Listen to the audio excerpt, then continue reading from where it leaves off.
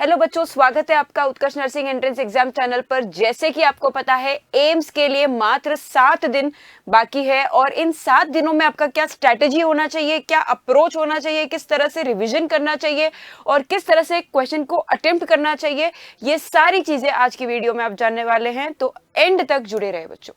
तो last 7 days की क्या स्ट्रेटेजी है? As you know, all the students are now excited to give AIIMS examination. And AIIMS examination जो है बच्चों, वो आपका साल भर तैयारी करने के बाद अब ये अंतिम चरण आ चुका है, जब एग्जाम का डेट जो है बहुत ही नजदीक है।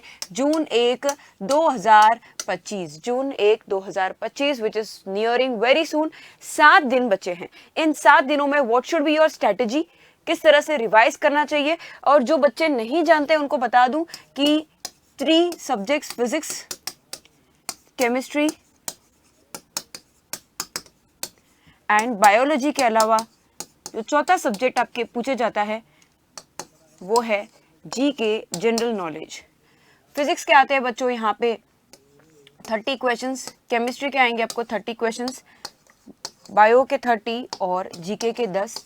टोटल 100 क्वेश्चंस होते हैं और 100 क्वेश्चंस 100 नंबर के होते हैं। अब क्या नेगेटिव मार्किंग होती है क्या? ये बहुत कॉमन क्वेश्चन है। तो हाँ बच्चों, इसमें नेगेटिव मार्किंग भी होती है। और नेगेटिव मार्किंग होती है तो मैम कितनी होती है? -1/3 नेगेटिव मार्किंग होती है। एक क्वेश्चन गलत करने पर आपके -1/3 मार्क्स हो जाएगा। ठीक है, -1/3 नेगेटिव मार्किंग है। और सही आंसर करने पर +1 मार्क्स मिलने वाला है। किसी क्वेश्चन का आंसर राइट है तो आपको वो 1 नंबर मिलेगा। 1 क्वेश्चन 1 मार्क्स, और गलत करोगे तो -1/3 नंबर कटेगा। ठीक है ना। तो इसमें ये भी है कि अगर आपको कुछ नहीं आ रहा है तो तुक्का भी नहीं लगाना है। You have to just stay away from that question. ठीक है, अब आइए जानते हैं कि किस तरह से तैयारी करें कि लास्ट के इन दिनों में 7 दिन में क्या क्या गलतियां नहीं करें और किस तरह से हम तैयारी करें। नंबर 1, द रिमेनिंग 7 डेज मैं ये कहूंगी कुछ भी नया मत सीखो। अब अभी मान लो कि आपके 90% सिलेबस बाकी है, 10% 90% सिलेबस इज कवर्ड। ठीक है, मान लो आपके 90% सिलेबस बच्चों कवर्ड है और 10% ऐसा कुछ सिलेबस है, कुछ ऐसा टॉपिक्स है जो रह गए हैं किसी कारणवश। अब ये समय नहीं है कि वो 10% पे आप ध्यान दो जो रह गए हैं। फोकस ऑन जो 90% आपने पढ़ा है ना, जो भी आपका सिलेबस कवर्ड है उसको आप अच्छे से रिवाइज करो, क्योंकि नेगेटिव मार्किंग है। इसके अंदर आपको जो है कॉन्फिडेंस आना चाहिए। इसके अंदर आपको मिस्टेक्स जो है अवॉइड करने हैं एग्जाम में। मतलब जो 90% सिलेबस आपको अच्छे से आता है उसके अंदर कोई गलती ना हो, उसकी रिवीजन अच्छे से हो, उसकी प्रैक्टिस अच्छे हो, मिस्टेक्स को अवॉइड करें। क्योंकि नेगेटिव मार्किंग है, नेगेटिव मार्किंग में तो बहुत ध्यान देना पड़ता है। नेगेटिव मार्किंग का बहुत असर भी है। मैं आपको बता दूं कि एक बच्चा है जिसने 80 सवाल अटेंड किए हैं। ठीक है, एक बच्चा है, उदाहरण के लिए आपको समझाने के लिए कि नेगेटिव मार्किंग किस प्रकार होता है। एक बच्चा है बच्चों जिसने 80 क्वेश्चंस अटेंड किए हैं। ठीक है, 80 क्वेश्चंस अटेंड किए बच्चे ने। अब इन 80 क्वेश्चंस में से बच्चे के 21 क्वेश्चंस गलत हो गए। मान लो कि 80 क्वेश्चंस अटेंड किए बच्चे ने, जिसमें 21 क्वेश्चंस जो है रॉन्ग हो गए। बच्चे कितने क्वेश्चन? 69 है ना। 69 जो है राइट हो गए, तो +69 होगा इसका, माइनस 21 क्वेश्चंस जो गलत हुए हैं 21/3, 3 7 से 21, इसके -7 नंबर हो गए। तो अब इसका स्कोर होगा 62। 80 क्वेश्चंस में से कितने सही किए? 69 सही है, 21 गलत है। ठीक है ना, तो अब इनका स्कोर हो गया 62। दूसरा बच्चा है जिसने 70 सवाल अटेंड किए और उसके 69 सही है, 1 गलत है, ओनली 1 रॉन्ग। अब इसका स्कोर क्या हो जाएगा? 68 हो जाएगा। सही तो दोनों के उतने ही है, 69 इसने भी सही किए, इसने भी लगभग 69 ही सही किए हैं। ठीक है ना, लेकिन यहाँ पे इसने 1 गलत किया है। 1 गलत का नेगेटिव मार्किंग कितना होता है भाई? 1 गलत का -1/3 नेगेटिव मार्किंग होगा, 68.66 इसके स्कोर होंगे और इसका स्कोर है 62। This is a small example to show कि negative marking affects your marks. और ये जो 68 वाला बंदा है इसको टॉप कॉलेज मिल जाएगी, हो सकता है 62 वाला जो स्टूडेंट है उसको कॉलेज मिले ही नहीं, ठीक है ना। दोनों का नॉलेज इक्वल है, दोनों की जो पढ़ा हुआ है वो समान है, बट एक का अप्रोच ये है कि नेगेटिव मार्किंग है तो थोड़े जो क्वेश्चंस डाउटफुल है उन पे तुक्का नहीं लगाना है, समय व्यर्थ नहीं करना है। दूसरे ने क्या किया, थोड़ा रिस्क ले लेते हैं, क्या पता सही हो जाए, और ये रिस्क भारी पड़ा। इसलिए मैं कहती हूँ if until and unless you are 100% confident, आप सीधा सीधा उसको उत्तर नहीं जानते हो तो do not go for that question, क्योंकि जो नंबर आ रहे हैं वो भी आपके कट ना जाए। नेक्स्ट थिंग, अब जो बचे हुए हैं 7 डेज क्या करें। एज आई टोल्ड यू, नया कुछ नहीं पढ़ना है, पुराना रिवाइज करना। पुराना भी रिवाइज कैसे करें, आपके है फिजिक्स, केमिस्ट्री एंड बायो। जो बच्चे शुरू से मेरे साथ जुड़े हुए हैं, जो बच्चे शुरू से मेरे साथ पढ़ रहे हैं पिछले 1 वर्ष से, उनको मैंने कई बार कहा है जब भी आप बच्चों फिजिक्स पढ़ो आपको क्या करना है, फॉर्मूला शीट्स बनाना है।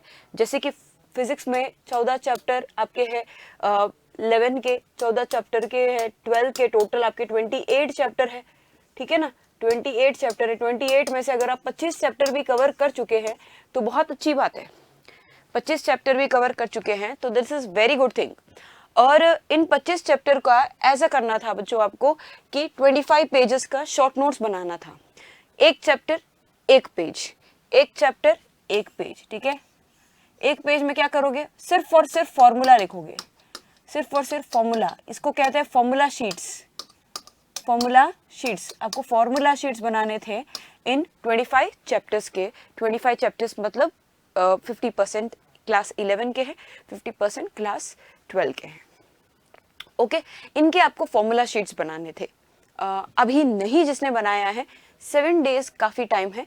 आप जो भी चैप्टर रिवाइज कर रहे हो, जैसे कि 1 घंटे में एक चैप्टर रिवाइज करना होगा आपको, ठीक है ना, क्योंकि 25 चैप्टर्स है, 25 चैप्टर्स है तो फिजिक्स के लिए आपको 25 आवर्स ऑफ स्टडी लगेंगे। 1 घंटे में एक चैप्टर रिवाइज करोगे तो, and 25 hours of study for same chemistry, bio also 25 hours. Revision की बात कर रही हूँ मैं, 25 घंटे लगेंगे तो भी 75 आवर्स। और मान लो 5 घंटे आप जीके कुछ पढ़ लेते हो, 80 आवर्स का जो है डेडिकेटेड रिवीजन आप अगर करना भी चाहो तो यहाँ पे कितने दिन बचे हैं, 7 डेज है। 7 डेज में रोज अगर आप 11 घंटे पढ़ते हो, 11 आवर्स पर डे पढ़ते हो, तब कहीं जाके ये 80 घंटे की पढ़ाई आपकी पूरी होगी। समझ में आ रहा है आपको, तब कहीं जाके। और ये 7 डेज में जो भी आप चीज़ें याद रिवाइज करोगे ना बेटा, वो सीधा सीधा आपको एग्जाम हॉल में याद आ जाएगा, ये मेरी गारंटी है। पहले कुछ पढ़ा हो और अब इन 7 दिन में, पहले कुछ पढ़ा हो और अब इन 7 दिनों में अगर आपने रिवाइज कर लिया तो वो पक्का आपके एग्जाम हॉल में याद आ जाएगा। ऑप्शन देख के याद आ जाएगा, क्वेश्चन पेपर को क्वेश्चन देख के याद आ जाएगा। लेकिन अगर आपने बहुत पहले किसी टॉपिक को बहुत अच्छे से पढ़ा है, समझा है, पर अभी टाइम ना मिलने के कारण आपने रिवीजन नहीं किया है तो एग्जाम हॉल में दिक्कत होगी। भले ही एक ज़माने में आपने उसको बहुत अच्छे से पढ़ा था, पर अगर रिवीजन नहीं हुआ है देन डेफिनेटली वो कॉन्सेप्ट आपको क्लियरली याद नहीं आएगा एग्जामिनेशन हॉल में। सो रिवीजन इज़ वेरी इंपॉर्टेंट। इसलिए मैं कहती हूँ जितना भी पढ़ा है उसको कम से कम आप अच्छे से रिवाइज करें। Revision will help you a lot. Second important thing is PYQ। PYQs जो हैं, एम्स का जो PYQ है 2024 में जो पेपर आया था वो हमने सॉल्व किया है, उत्कर्ष के हमारे चैनल पर है। और अलग अलग जो PYQs है वो आप देखें और उनको भी थोड़ा सा एनालाइज करें कि किस तरह के क्वेश्चंस एम्स में पूछे जाते हैं। ज़्यादातर तो पूरा कंप्लीट PYQ आपको मिलता नहीं क्योंकि it is a computer based test, और कंप्यूटर बेस्ड टेस्ट में इतना मतलब डेटा जो है स्टूडेंट्स द्वारा जो कलेक्ट किया हुआ डेटा होता है उसी के आधार पर आपको यू गेट द PYQs। तो वही आप थोड़ा सा ग्लांस करें, आपको पता लग जाएगा कि कौन से क्वेश्चंस इंपॉर्टेंट है। डन। और तीसरी बात है यहाँ पे, व्हाट आई बिलीव इज, इतना सारा पढ़ने के बाद आपको कम से कम एक मॉक टेस्ट देना चाहिए, 1 से 2 मॉक टेस्ट। अगर आपने ऑलरेडी हमारा आरोग्य बैच या MCQ बैच, जितने भी हमारे एम्स के बैच है, 100 डेज टारगेट बैच ज्वाइन किया हो तो ऑफकोर्स MCQ वहाँ पे है। आप एक फुल लेंथ टेस्ट दे दीजिए, 1 या 2 मॉक टेस्ट, क्योंकि आपका जो असली वाला जो एग्ज़ाम है वो भी कंप्यूटर बेस्ड ही रहने वाला है। उसमें भी आपको आंसर जो है ऑनलाइन ही सबमिट करना है, ठीक है ना, ऑनलाइन ही चूज़ करना होता है, ऑनलाइन ही सबमिट करना होता है। सेम टू सेम वही चीज़ हम यहाँ पे आपको प्रोवाइड कर रहे हैं, तो आपको एक्सपीरियंस बन जाएगा, तो एग्ज़ाम हॉल में आपको कोई परेशानी नहीं होगी, है ना। थोड़ा सा सीख के जाओगे, प्रैक्टिस करके जाओगे तो एग्ज़ाम में घबराहट नहीं होगी। और काफ़ी बच्चे कह रहे हैं मैम घबरा रहे हैं, सिलेक्शन होगा नहीं होगा।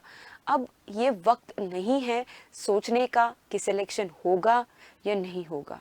अब ये वक्त ये है सोचने का कि रिवीजन ठीक से हो पा रहा है या नहीं हो पा रहा है। Focus on revision, do not focus on selection होगा नहीं होगा, दैट वो बात की बात है।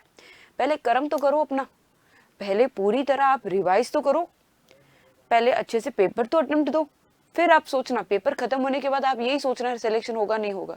अब अगर आप सिलेक्शन के बारे में सोच के परेशान होंगे तो आपका जो कीमती समय है, रिवीजन का समय है, जिसमें आप रात दिन एक करके रिवाइज करके आपकी जो परफॉर्मेंस है उसको डबल इम्प्रूव कर सकते हो इन 7 दिनों में, उसको कहीं ना कहीं आप खराब कर रहे हो। इसलिए मैं ये कहूँगी किसी भी व्यर्थ की चिंता में मत पड़ो। Related to selection, related to some problems running in the life, do not focus। अब आपका काम है ये जो लास्ट 7 days है, फोकस कंप्लीटली ऑन रिवीजन। जितना ज़्यादा रिवीजन होगा उतना ही ज़्यादा सिलेक्शन का चांस होगा बच्चों। ऑलराइट, और भी कोई आपको डाउट है, किसी प्रकार की चिंता है या कोई परेशानी है एग्ज़ाम के रिलेटेड, तो आप कमेंट सेक्शन में ज़रूर बताएं, उसका जवाब मैं स्वयं दूंगी, ठीक है ना। Thank you everyone, have a wonderful day, all the best बच्चों, एम्स के लिए ऑल द बेस्ट।